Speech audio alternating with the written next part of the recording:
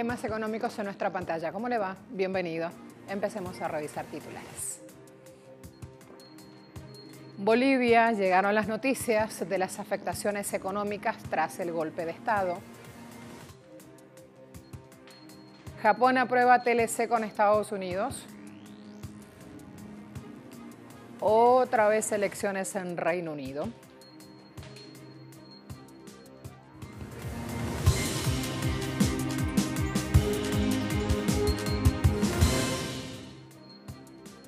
En Chile, manifestantes exigen una nueva constitución y reformas a la educación, atención médica y sistema de pensiones.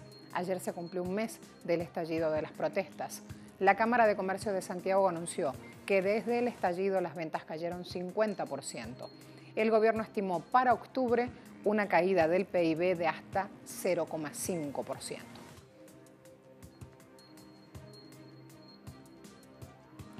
Por otro lado, está vigente el gobierno de Piñera y un acuerdo con la oposición política buscando juntos una reforma que recaudaría 2.000 millones de dólares, pero los ciudadanos se niegan a ese acuerdo y siguen exigiendo en las calles reformas sociales más profundas.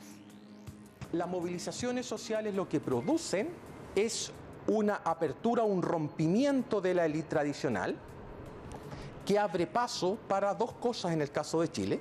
Una agenda social más agresiva que este gobierno nunca la tuvo en su cabeza ni en su programa.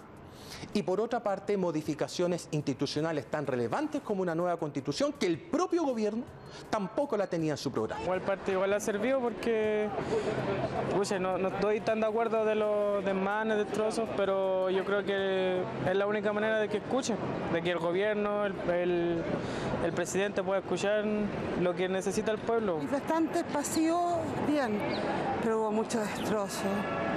¿Y quiénes somos los afectados? Nosotros, los que tenemos que comprar, ir al supermercado, tomar el metro, las micros, y todavía no sabemos qué va a pasar. Haití tiene su economía y gobierno paralizados. Las protestas no ceden, exigiendo la renuncia del presidente Jovenel Moïse por sus políticas neoliberales. Al menos 4 personas fueron asesinadas a tiros en las protestas del lunes en Haití, horas después que Moïse rechazara los pedidos de renuncia.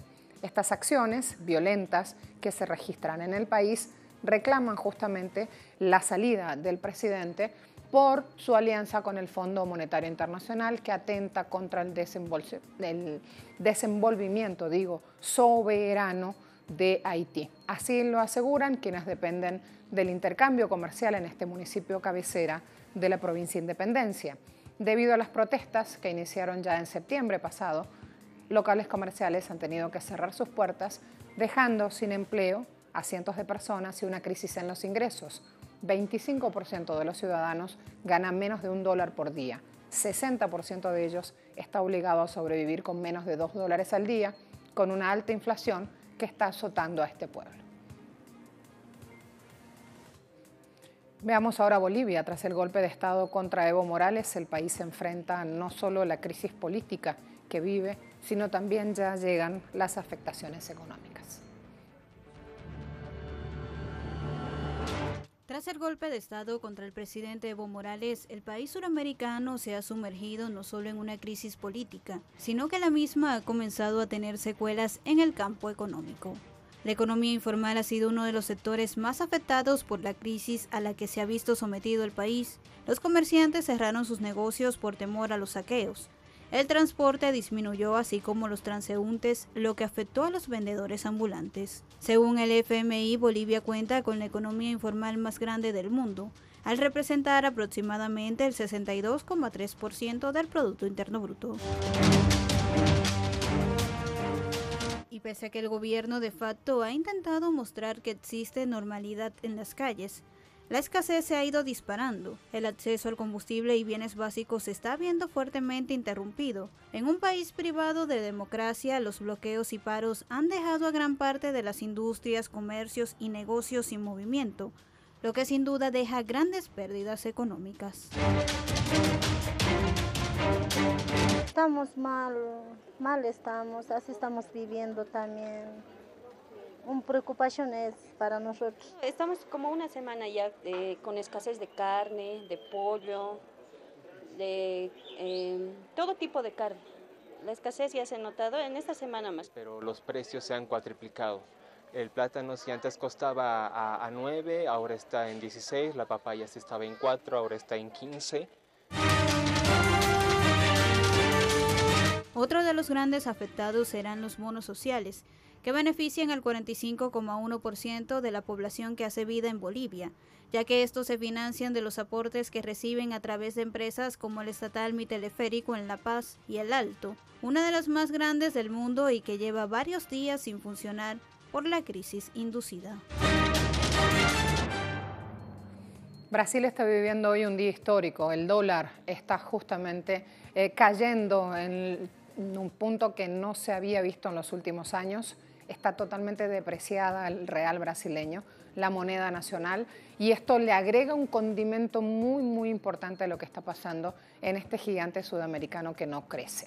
La llamada potencia suramericana no termina de levantar vuelo, enfrenta desafíos que ponen en riesgo crecimiento económico. El país está navegando por terreno pantanoso y este año el gobierno de Bolsonaro, como analistas financieros y el propio Fondo Monetario Internacional, prevén una expansión de su PIB por debajo del 1%. En la esfera nacional tenemos que hay profundas reformas estructurales prometidas por Bolsonaro buscando crecimiento y reversión de este abultado déficit fiscal nominal, que está ubicándose en 6,32% del PIB y que hasta ahora no dan los resultados esperados. No es todo, el desempleo sigue en niveles altos. ¿De cuánto hablamos? 11,8%. O sea que hay 12,6 millones de personas sin trabajo. El consumo de las familias aún es bajo. En septiembre hubo una deflación del 0,04% y el apetito de las empresas para pedir préstamos está aún moderado. A la vuelta, Japón aprobó un TLC con Estados Unidos. ¿Qué gana y qué pierde? ¿Qué lograron en esta disputa ambos países? Ya lo revisamos.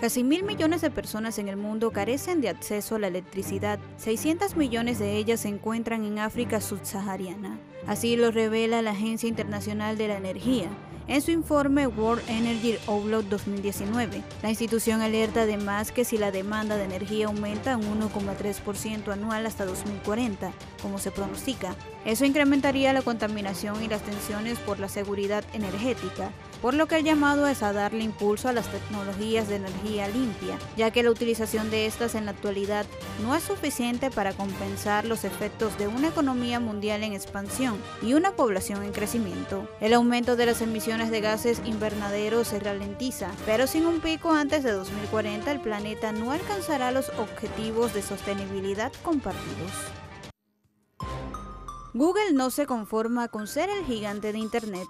La compañía estadounidense anunció recientemente sus deseos de incursionar en el mundo financiero, ya que el año próximo la principal subsidiaria de Alphabet Inc. planea lanzar sus propias cuentas corrientes como parte del proyecto llamado Cache, que le ha llevado a firmar acuerdos con bancos y entidades de crédito como Citigroup Inc. y Stanford Federal Credit Union. Según directivos de esta compañía, la decisión apunta a beneficiar a los consumidores y bancos al ofrecer servicios que podrían incluir programas de fidelidad, entre otros. ¿Qué gana Google con todo esto? Básicamente que las cuentas bancarias contratadas a través de Google sean una puerta abierta a tener información muy sensible sobre los movimientos del día a día de los usuarios, dónde realizan sus compras, de qué manera, qué servicios son los que más adquieren. Además, Alphabet Inc., la empresa matriz de Google, lanzó Google Pay en 2015 y desde entonces está buscando nuevas formas para extender su uso.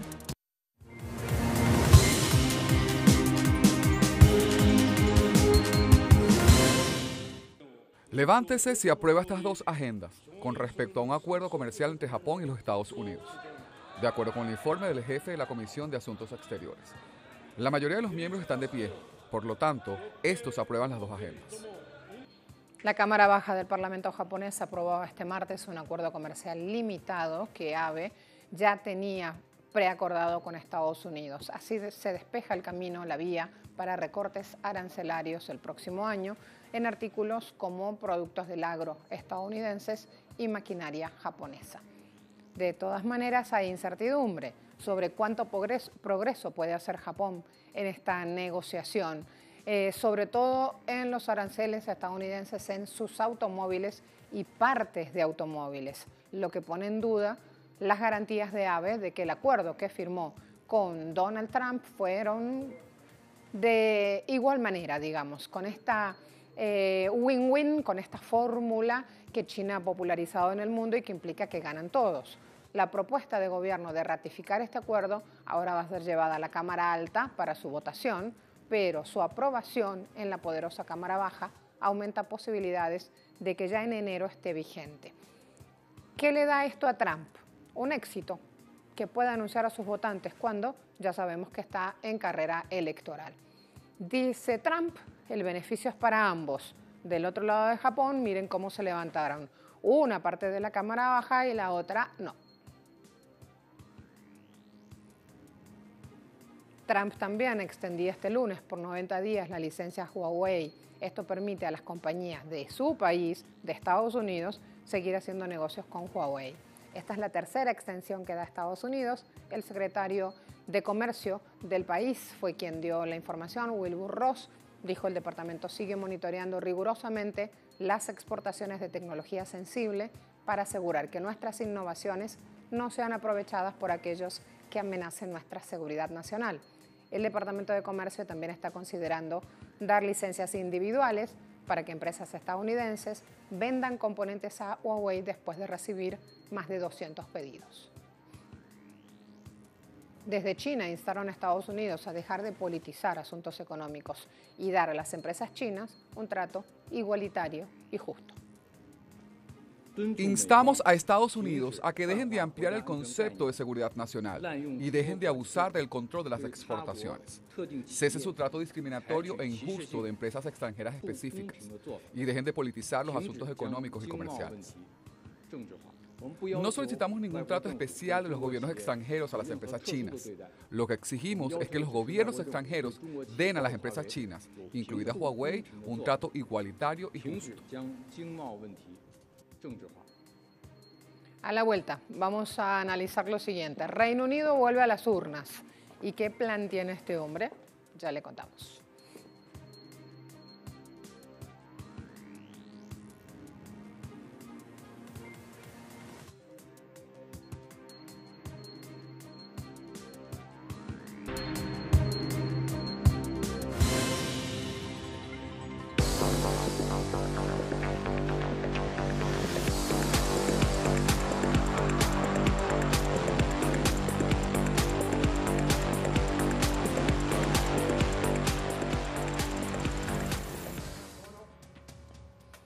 El 12 de diciembre los británicos irán nuevamente a las urnas. El primer ministro decidió adelantar las elecciones, tiene un objetivo claro, hacerse con la mayoría absoluta en el Parlamento y esto le permitiría sacar adelante su acuerdo Brexit.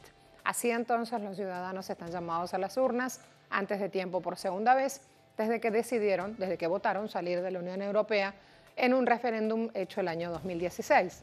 ¿Cómo van a hacer ahora? Viven la mayor crisis política del país desde la Segunda Guerra Mundial. Las encuestas sonríen al primer ministro que no ha logrado consumar ese Brexit. Así entonces, prepárese. ¿Cómo van las encuestas? Esta es la última, la publicó el domingo, The Sunday Telegraph. Conservadores, 41%, laboristas, 33%, liberaldemócratas, 14%, el partido Brexit tiene 5%, nacionalistas escoceses, SNP, 3% y los verdes, 3%. Pese que en la campaña caben todo tipo de respuestas, propuestas sociales, económicas, los partidos también han hecho de la necesidad su virtud. Y hay cálculos electorales en el Palacio donde ya se empiezan a medir también la permanencia, la salida de Reino Unido de la Unión Europea, ahí hay un pulso que está enfrentando justamente las dos principales fuerzas políticas del país. Esto no es nuevo. La cuestión es que estos pulsos van en paralelo y en ningún momento tienen un punto en común.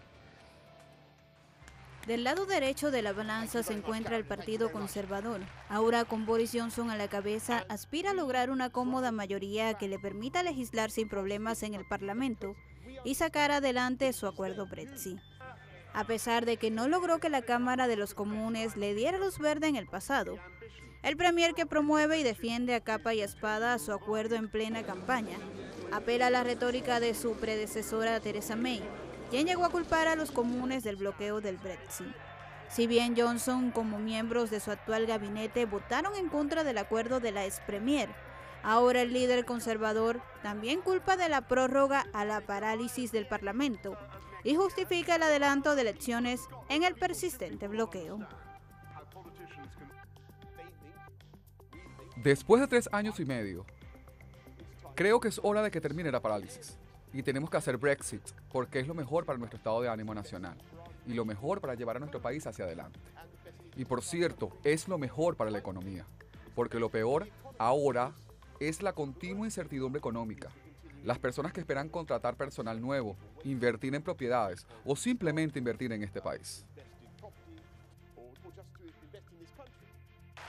Durante su participación en la conferencia organizada por la Confederación de la Industria Británica, el primer ministro británico dijo a los líderes empresariales del Reino Unido que estaba posponiendo nuevos recortes en el impuesto de sociedades. Espero que no les importe si también anuncio hoy que pospondremos más recortes en el impuesto de sociedades. Y antes de asaltar el escenario y protestar, permítame recordarles que esto ahorra 6.000 millones de libras que podemos poner en las prioridades del pueblo británico, incluido el NHS. En materia económica es poco lo que se puede rescatar de la propuesta del Partido Conservador, más allá del guiño a las grandes corporaciones, y es que el foco ha estado centrado en el divorcio. Para ello, Johnson ha vuelto a prometer que reducirá la inmigración, una de las cuestiones que en 2016 captó al voto pro-Brexit. Uno de los anuncios más resaltantes sería la decisión de mantener a Sajid Javid como ministro de Finanzas, de salir ganadores los conservadores. En septiembre pasado, Javid anunció el mayor aumento de Reino Unido en el gasto diario en 15 años, en lo que se vio ampliamente como un intento de contrarrestar las promesas del gasto del Partido Laborista. Del otro lado de la balanza se encuentra Jeremy Corbyn, quien ondeó una bandera blanca en la conferencia anual del CBI, principal lobby empresarial de Reino Unido, con el siguiente discurso.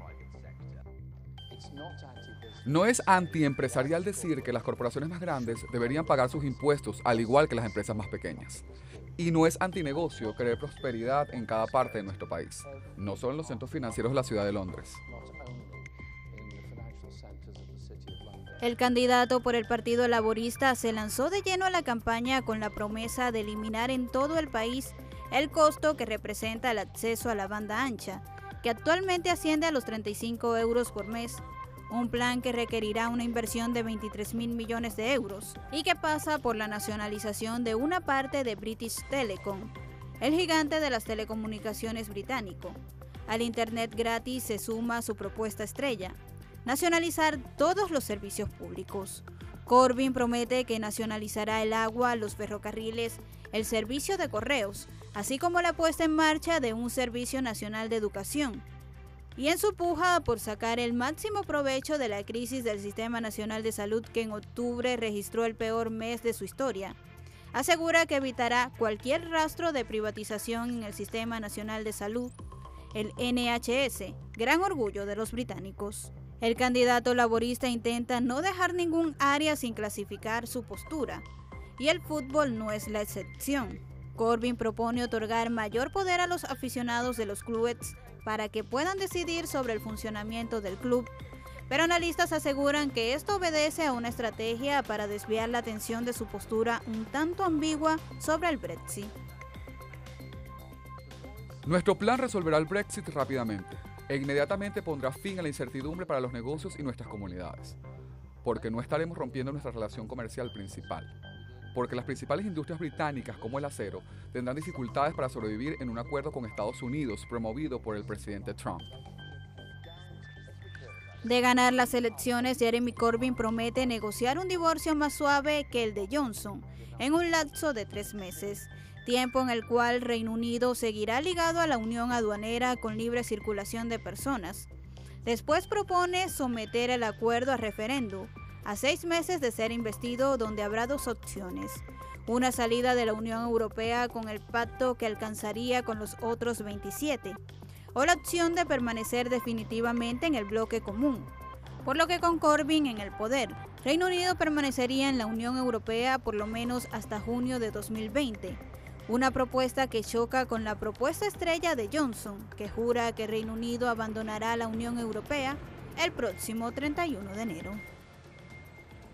Y en menos de un mes para que los ciudadanos vayan a votar y se dirijan en las urnas por un nuevo gobierno, tenemos que la Confederación de la Industria Británica, el grupo de presión empresarial más grande del país, ya dijo que hay una amenaza para las empresas y que vienen justamente de parte de políticas o de políticos, tanto de izquierda como de la derecha.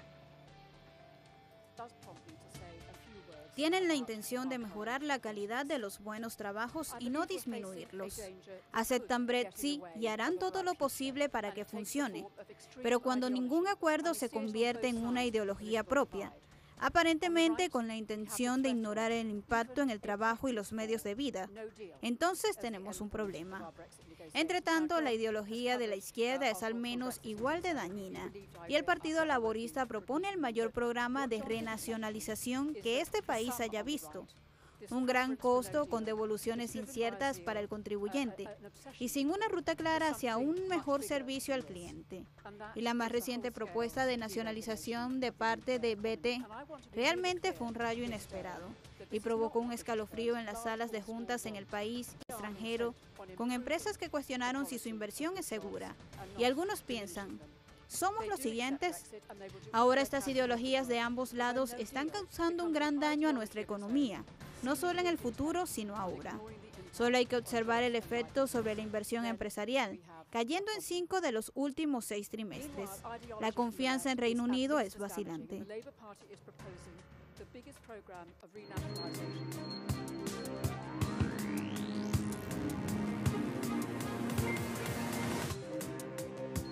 Crudo Brent operando a $61,92 el barril, WTI a $56,49 el barril.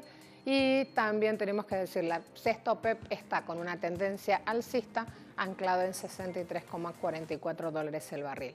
Gracias a todos, hasta luego.